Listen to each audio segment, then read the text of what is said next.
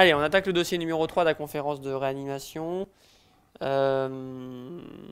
Monsieur Parr, 24 ans, pas d'antécédent, victime d'un AVP en moto. Il est tombé à haute vitesse et à haute énergie cinétique sur un obstacle sur l'hémicorps gauche, le tout casqué. C'est le SAMU qui vient le ramasser. Il est casqué Glasgow 15, sans perte de connaissance initiale, donc pas d'argument pour un TCPC pour le moment. La mobilité des 4 membres est plutôt satisfaisante à la demande et il n'a pas d'anomalie de la sensibilité, donc on ne pense pas qu'il puisse y avoir de lésion rachidienne évidente. Hémodynamiquement, il est très tachycarde, hypotendu aux 2 bras. Les pouls radio-éphémoraux sont bien frappés, ce qui est plutôt rassurant sur l'état aortique. Il a une auscultation asymétrique avec une abolition du mémoire vésiculaire à gauche, évidente, et un encombrement majeur. En nette détresse respiratoire polypnique avec un tirage, la saturation est à 92 sous 15 litres. Il n'y a pas de déformation thoracique évidente. L'hémo-Q est à 9,5. L'hémoglucotest à 7,2 mg. On peut se demander s'il n'y a pas un problème pleural gauche. Et donc là, on a la radio du patient. Et donc, effectivement, il y a une hyperclarté gauche avec une petite déviation médiastinale droite. Je pense que ce patient a un pneumothorax gauche. Sur la radio, il est même intubé ventilé avec une sonde quasi sélective, puisque si vous regardez bien la radio, vous avez une trachée qui est comme ça et une carène qui est comme ça. Alors, il est algique, agité avec des douleurs intenses et diffuses de l'hémicorps gauche qui prédominent sur le thorax et la fosse lombaire. Il ne présente pas de défense. Il existe des dermatobrasions importantes du flanc gauche et de la hanche. D'accord. Et donc, je reviens à mon interprétation ici. Vous avez clairement un pneumothorax gauche évident sur cette radio de thorax.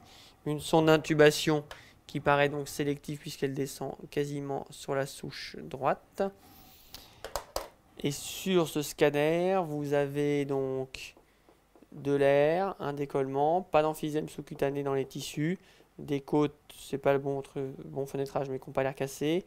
Et ici, un petit niveau hydroaérique, donc il y a peut-être une petite lame d'épanchement pleural, un petit peu d'hémothorax, à nouveau de l'air avec un niveau hydroaérique.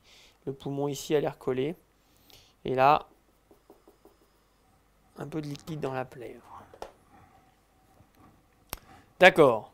Bon. Quelles sont les lésions probables de ce patient? Donc, on peut penser qu'il a un pneumothorax, un hémopneumothorax, des fractures costales, un hématome splénique, un hémopéritoine. Voilà les lésions qu'on peut imaginer chez ce patient, vu l'intensité du traumatisme, vu la tension, puisqu'il est hypotendu avec un début d'état de choc, qu'on pourrait expliquer au moins de 2 façons, soit un choc hémorragique qui nous fait évoquer ces lésions spléniques ou ces lésions d'hémopéritoine de façon systématique, vu l'énergie du traumatisme. Et ces lésions-là, le TDM est plutôt en faveur de ça, mais l'hémopneumothorax en soi ne donnerait pas de choc hémorragique. Ce qui pourrait donner le choc hémorragique, ce qui pourrait donner l'état de choc et l'hypotension, c'est la tamponnade gazeuse avec les déviations des structures médiastinales. Donc évidemment, il faut s'assurer qu'il n'y ait pas de lésions cérébrales et rachidiennes et des lésions de l'isthme aortique. C'est pour ça qu'il va falloir lui faire le scanner et qu'il a eu le scanner que vous avez vu. Et donc, le traumatisme rachidien, rien ne laisse penser. Le traumatisme cérébral non plus. Il est casqué, pas de TCPC. Ce qui n'empêche évidemment qu'il faudra qu'il ait un scanner. Quels sont les objectifs de votre prise en charge? On vous décrit un patient extrêmement algique, extrêmement douloureux. Donc, il va falloir gérer la douleur. Évidemment, il va falloir restaurer les fonctions vitales. C'est la prise en charge hospitalière usuelle. Donc, il faut une voie d'abord périphérique, c'est majeur. Plutôt même 2, parce que si les choses se dégradent, il faudra une voie pour une amine, une voie pour passer du remplissage vasculaire. Il est hypotendu, probablement hypovolémique, et donc il faut remplir le patient.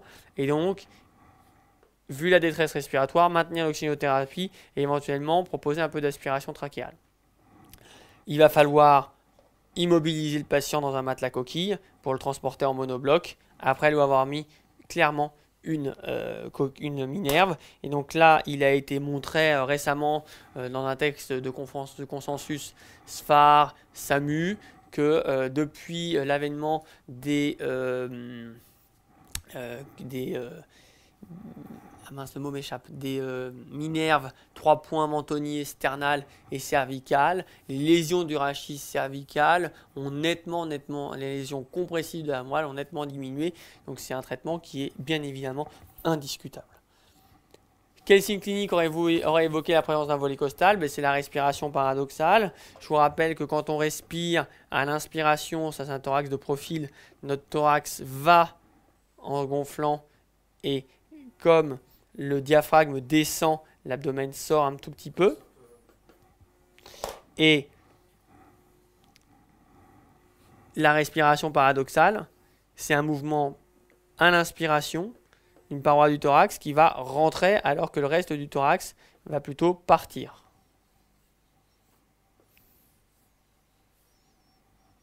C'est pathognomonique d'un volet costal. Donc je vous rappelle la définition, c'est 3 côtes successives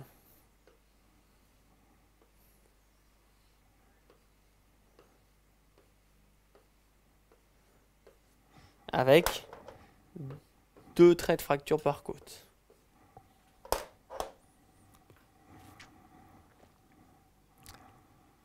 L'autre voie de prise en charge initiale, quels éléments justifient l'intubation et une ventilation mécanique? À mon sens, chez ce patient, il y a la détresse respiratoire clinique. Il respire beaucoup trop vite, il est beaucoup trop agité. Il y a l'encombrement trachéal qui est extrêmement inquiétant. Il y a l'état de choc s'installant, quel qu'en soit le mécanisme évoqué tout à l'heure, tamponnade gazeuse ou état de choc hémorragique sur un problème intra-abdominal. L'agitation qui est dangereuse pour une lésion rachidienne et l'intensité des douleurs qui va nécessiter une antalgie. C'est 5 bonnes raisons d'intuber et de ventiler ce patient pour lui proposer une sédation.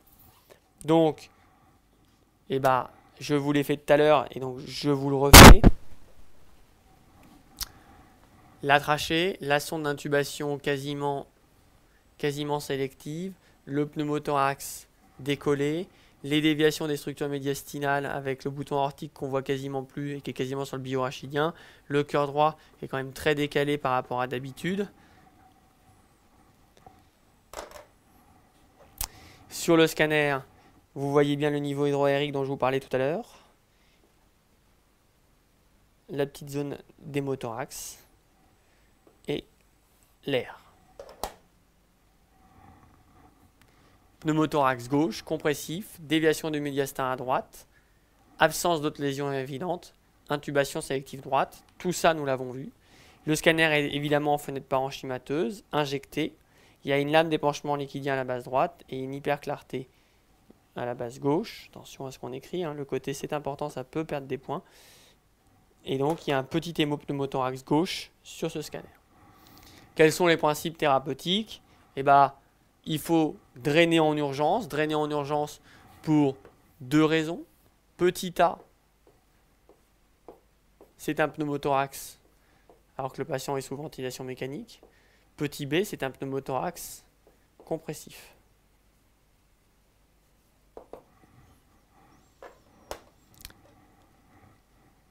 Il faut transfuser en fonction de l'hémoglobine parce qu'on avait un hémoquio intéressant. Dédentalgique de palier 3 et de palier 1. La prévention de la maladie thromboembolique, c'est au moins des bas de contention et les HBPM sont évidemment contre-indiqués si le patient est en état de choc, donc c'est à rediscuter avec le bilan lésionnel. On vous décrit clairement des lésions cutanées, donc il faut penser à faire soit un quick test pour voir s'il y a une immunisation contre le tétanos. Si elle est négative, il faut proposer un sérum et une vaccination antitétanique. Le patient est à jeun avec une sonde nasogastrique et puis on va surveiller les signes de désadaptation du respirateur, l'hémodynamique, l'état abdominal, l'hémoglobinémie sur la suspicion d'état de choc. Alors là, je vous ai montré la radio après drainage. C'est même l'inverse. Le patient présente clairement une atélectasie puisque tout est attiré par ici. Et on voit très bien le drain thoracique, la bouche, la bronche qui est bouchée et le poumon qui est complètement atélectasié avec cette fois-ci une structure des déviations médiastinales vers la gauche. Et donc là, c'est assez intéressant. À J3 d'extubation, le patient présente une détresse respiratoire avec une fréquence à 35, une désaturation à 89%. Il faut réaliser l'examen suivant, interprété et iconographique et diagnostiquer est certain. Quels en sont les moyens thérapeutiques? Quel mécanisme explique la désaturation? Et c'est ce que je viens de vous montrer. Vous avez une déviation des structures médiastinales vers le côté gauche chez un patient qui a un pneumothorax qui est drainé, mais une atélectasie complète du poumon gauche par un mécanisme obstructif sur la bronche souche, avec une atélectasie du poumon. Et donc, le probable mécanisme, c'est probablement un shunt. Attention, ce scanner est un scanner qui est injecté. Et si on regarde le phléboscanner, on voit clairement sur l'iliaque primitive une thrombose. Là, vous avez un trou que là, vous n'avez pas. Je vais vous l'effacer pour vous le remontrer.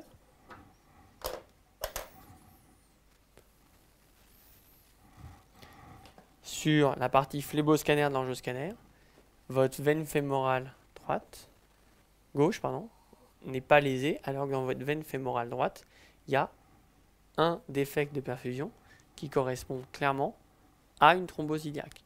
Donc le patient est en détresse respiratoire et a une désaturation probablement parce que l'atélectasie, et je vous rappelle, je vous l'ai montré tout à l'heure, la médiane, la déviation des structures médiastinales et du poumon vers la gauche pour l'atélectasie. Donc ça, c'est le premier mécanisme pouvant expliquer l'hypoxémie, c'est un shunt.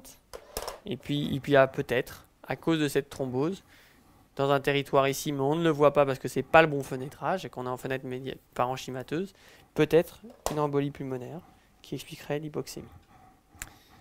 Alors, c'est une atélectasie gauche complète, c'est ce que je viens de vous montrer. C'est un shunt. A priori, la perfusion est assurée, ça reste à discuter s'il y a une EP, et le poumon n'est pas ventilé. Il faut fibro-aspirer le patient, faire de la kiné respiratoire, et faire de la posturothérapie, le mettre en décubitus latéral droit et au maximum au fauteuil dès qu'il est désédaté, même s'il est intubé ventilé, et à condition qu'il soit mobilisable. Quel autre diagnostic est très probable? Quel traitement doit être discuté et pourquoi? On peut discuter d'une embolie pulmonaire sur la thrombose iliaque droite que je vous ai montré sur le scanner. Le traitement à discuter est probablement un filtre cave temporaire puisque notre patient était en état de choc avec une suspicion d'hémorragie intra-abdominale.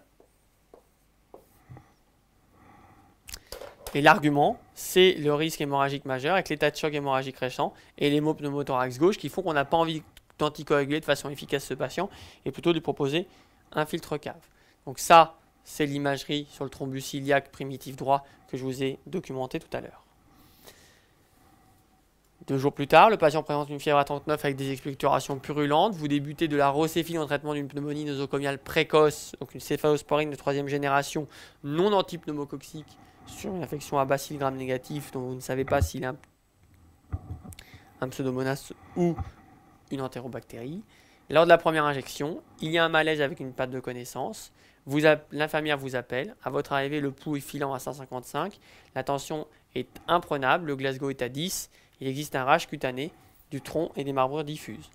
À ce moment-là, il faut impérativement faire le diagnostic de choc anaphylactique, arrêter la perfusion de rocéphine, faire un remplissage vasculaire majeur et faire de l'adrénaline en bolus d'1 mg par voie sous-cutanée ou de 0,2 mg par voie IV si c'est le cas de notre patient.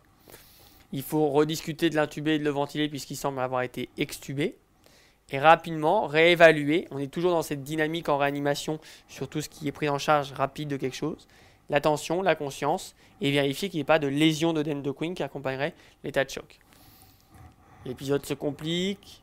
Le patient a besoin d'une amine et sans explication, il présente une rhabdomyolyse importante avec 25 000 CPK. Au 4e jour, vous avez 489 de créate, 41 d'urée, 12 de réserve alcaline, des lactates à 2,2. Le patient est reventilé en 30%, c'est plus trop son problème, mais il a clairement une acidose qui n'est pas compensée par une hyperventilation et qui est d'origine métabolique. Quelle est votre première mesure thérapeutique? Bien évidemment, personne n'a loupé cette kaliémie à 7,9 que je vous avais dûment mis de côté. Il faut immédiatement la traiter. Le traitement de l'hyperkaliémie menaçante, c'est gluconate de calcium, 2 ampoules, 1 à 2 ampoules en IVD, et puis faire baisser la kaliémie, soit avec des bicarbonates, ce qui paraît être une bonne idée parce que quand il y a une acidose métabolique, c'est un très bon traitement, soit avec de l'insuline tamponnée avec du G30 pour éviter les hypoglycémies profondes. Quel est le mécanisme le plus probable de cette insuffisance rénale? Quel autre traitement s'impose et quelles en sont les indications usuelles en réanimation?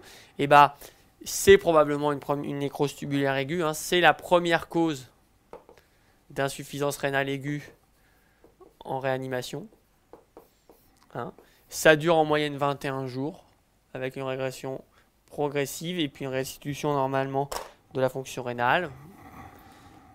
Il faut hémodialyser le patient puisque c'est une indication usuelle d'hémodialyse en réanimation. L'anurie, l'hyperkaliémie, l'OAP de surcharge. Donc ça, c'est souvent chez insuffisance rénale chronique qui a été insuffisamment dialysé ou en rupture de dialyse. Récemment, on a eu un Malien qui a traversé de façon irrégulière la Méditerranée, qui n'avait pas été dialysé pendant 6 jours, qui est arrivé en grande surcharge hydrosodée et en grande détresse respiratoire. Le patient qu'il faut dialyser, qui s'améliore très vite. Et puis après, il y a l'encéphalopathie et la péricardite urémique. Donc on a abordé le polytraumatisme sur sa version thoracique, l'hyperkaliémie, l'insuffisance rénale. On a parlé d'état de choc anaphylactique, dont le traitement et l'arrêt du traitement qui favorise l'anaphylaxie et l'adrénaline. Et puis on a revu un tout petit peu l'embolie pulmonaire dans sa séquence, contre-indication au traitement anticoagulant, indication à la pose d'un filtre cave temporaire.